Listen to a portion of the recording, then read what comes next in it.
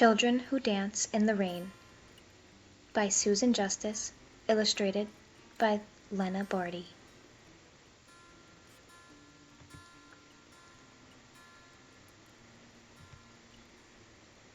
Sophie woke up tired. She did not want to go to school. "I don't see why I need to learn about the world anyway," she said.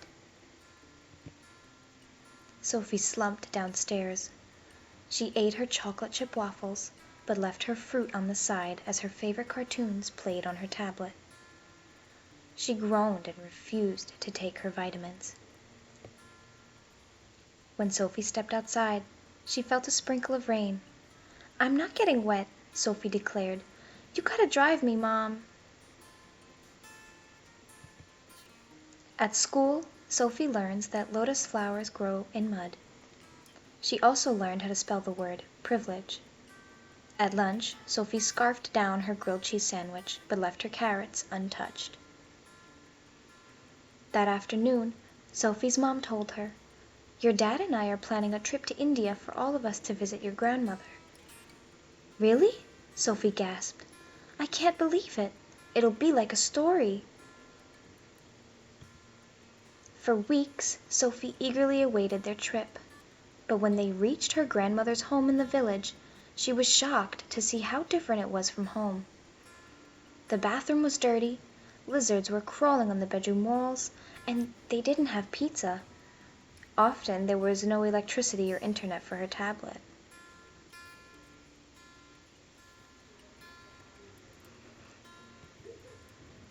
"Do we have to stay here?" Sophie asked her parents. "Can't we go someplace nice?" "Where else will you see these mystical creatures roaming around freely?" Sophie's sulking was interrupted by a girl who was carrying plastic in bags. "Hi, I'm Nanaki Kaur," said the girl, smiling. "Why do you have so much trash?" Sophie asked. To her surprise,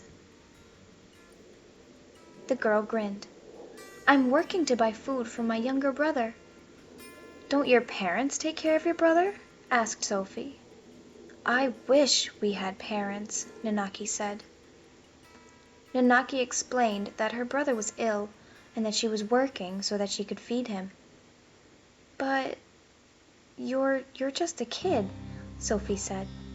"There's a bunch of kids like me who work. We live in a special place. Would you like to see?" Sophie nodded. Sophie followed Nanaki through long, swirling alleys and around markets, displaying delightful treats and toys. "I live with many other children like me," said Nanaki. "We don't have money to buy anything, but we'd love to visit the market and imagine the wonderful things we'll have when we grow up." "Don't you all get bored?" asked Sophie, wondering how the children played without any toys. Nanaki explained that although the children had no toys, during the shadowy nights they played in the stars. They were friends of the moon. Finally, they reached Nanaki's home, a house made of mud. Many children lived in the mud colony. Some were washing their ragged clothes in a polluted pond, while others practiced writing in the dirt with sticks. "This is where you live?" Sophie asked nervously. Nanaki smiled. "Yes, at times it's hard, but when I close my eyes, I can feel the divine is here, in the sky, in the mud, inside us." Sophie didn't understand what Nanaki meant. "Why don't you go to school?" Sophie asked. "I hope to someday," Nanaki said, "but if I work hard now, I will be able to buy the food and vitamins my brother needs." A wave of guilt washed over Sophie as she thought of the food she often left on her plate and the vitamins she complained about taking. That food could really help the children here. "We were saving this juice box for a special occasion," Nanaki said as her tummy grumbled. "I think it was meant for you." Sophie was amazed by Nanaki's kindness and generosity. Suddenly, the sky roared, and rain poured throughout the colony. Music played from one of the mud homes, serenading the neighborhood. The barefoot children rushed to the music, cheering and dancing in the rain. Their mud homes were empty, but their hearts were filled with joy. Leaving her worries behind, Nanaki grabbed Sophie to join the magical moment as they danced in a pool of mud. As she twirled happily with the other children to melodies she had never heard before, Sophie felt the music lift her out of the mud. Her head turned up to the clouds, and cold raindrops dripped down her face. Closing her eyes, Sophie felt warm butterflies fluttering in her stomach. She wanted to remember this beautiful feeling forever. "Do you see?"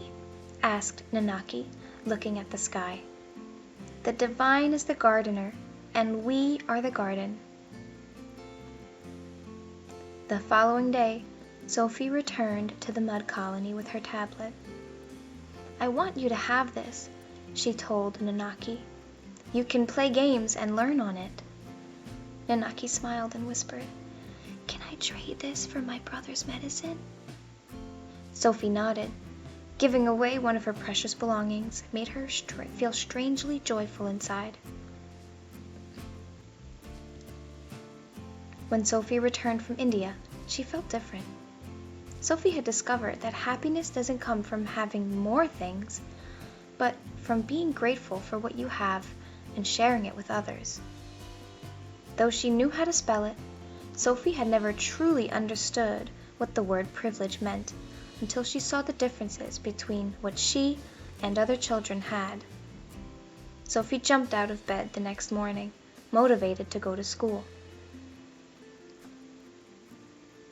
She felt gratitude for being able to learn, and she ate the food on her plate, mindful that many children in the world were hungry. And years later, Sophie went on with her life and thought of Nanaki every so often throughout the years. She studied hard, and when things were difficult or school was challenging, she remained grateful in her heart, despite all circumstances. Sophie graduated from medical school and returned to the mud colony with a group of doctors. Together, they helped many underprivileged children who needed food and medicine. In the middle of the muddy pond in the colony, a lotus was blooming. Sophie remembered Nanaki's words and realized that the divine was actually something she could feel everywhere and in everything. She understood it was the magic of life itself, the divine.